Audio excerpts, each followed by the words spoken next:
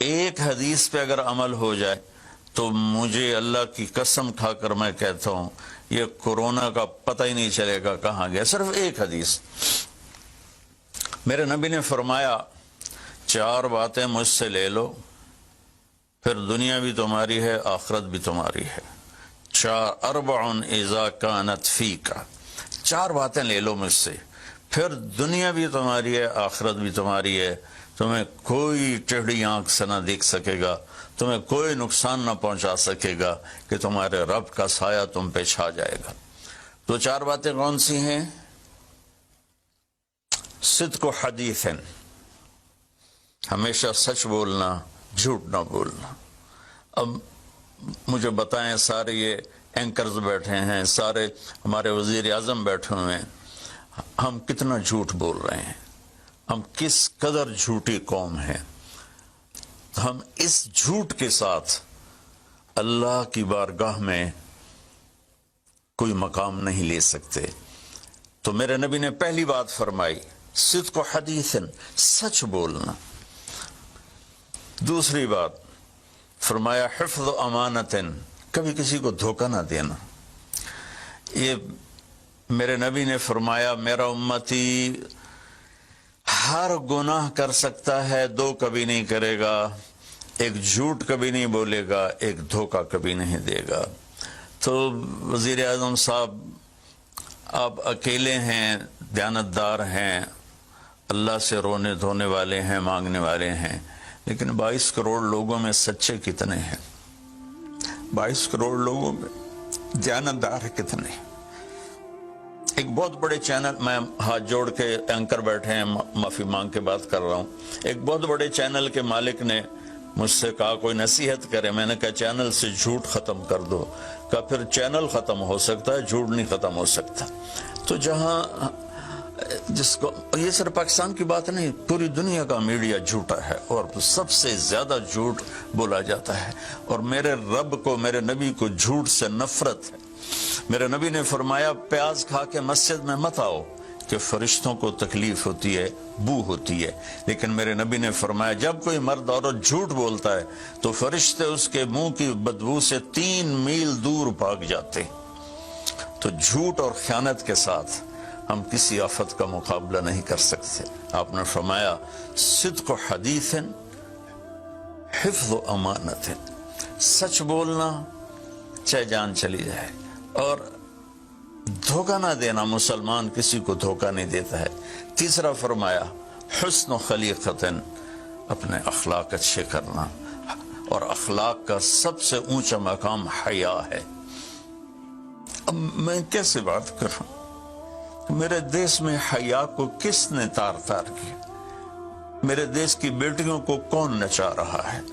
ان کے کپڑے لباس مختصر کون کروا رہا ہے؟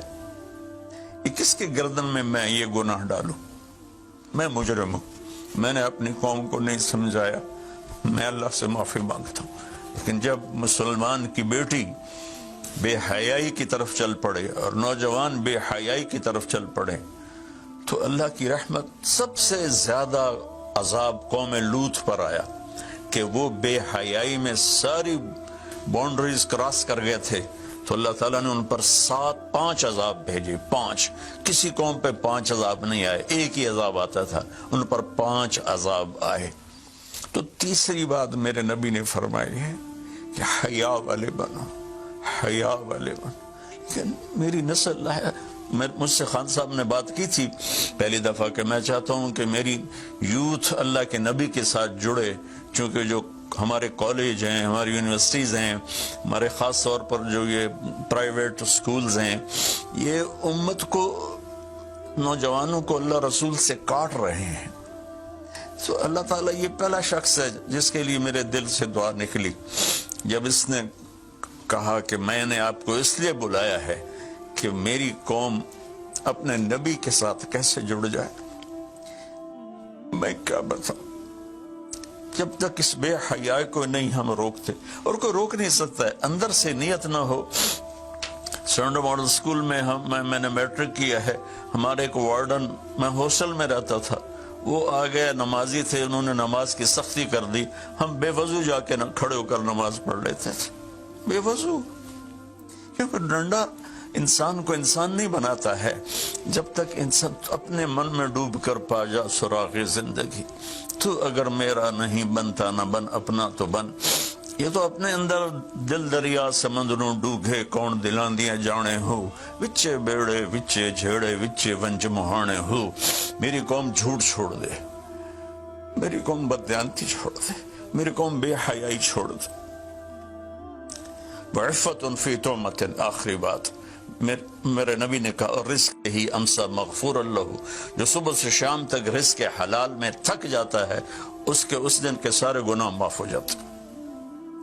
تو میں وزیر اعظم صاحب سے اپیل کروں گا کہ پوری قوم سے جیسے ڈونیشن مانگا ہے ایسی پوری قوم سے چلے۔ میں آپ کی طرف سے اپیل کرتا ہوں کہ کل یا آج رات رمضان کی آئے گی، ساری قوم 2 نفل پڑھے اپنے اپنے گھروں میں، اور ایک تسبیح لا الہ الا انت سبحانک انی کنت من الظالمین، جس کو یاد ہے پڑھ لے، جس کو نہیں یاد ہو استغفر اللہ کی ایک تسبیح پڑھ لے، اور پھر سب اللہ کے سامنے ہاتھ جوڑ کے معافی مانگے۔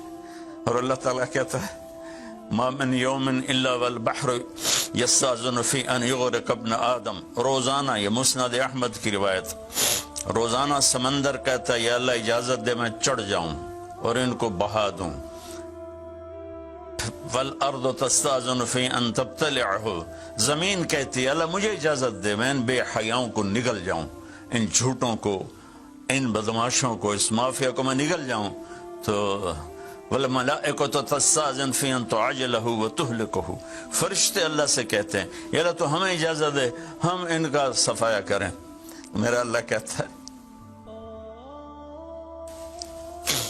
دعو عبدی فانا عالم بعبدی منکم، جاؤ جاؤ اپنا کام کرو، یہ میرا بندہ ہے اور میں جانوں میرا بندہ جانے۔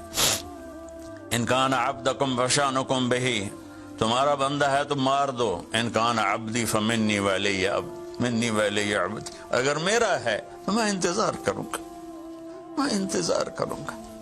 پچھلی قوموں میں ایک طوائف نے کتے کو پانی پلایا تو اللہ نے اس کی بخشش کر دی، معاف، ہم تو مائل بکرم ہیں، کوئی سائل ہی نہیں، کوئی مانگنے والا تو ہو۔ ان 4 چیزوں نے ہماری ہر چیز بکھیر دی، توڑ دی۔ کسی بھی قوم کے لیے جھوٹ، بددیانتی، بے حیائی اور رزق حرام یہ ان کو تباہ و برباد کر دیتا ہے، اور کوئی قوم سچائی، دیانتداری، پاک دامنی اور رزق حلال پر ہوگی تو اللہ کا سایہ ان پر چھا جائے گا، اور دنیا کی کوئی طاقت ان کی طرف آنکھ اٹھا کر نہیں دیکھ سکتی۔ ہم تو اجڑے چمن کے مالی ہیں، عمران خان کو اجڑا چمن ملا ہے، کہاں تک آباد کر سکے گا، اللہ اس کی مدد کرے۔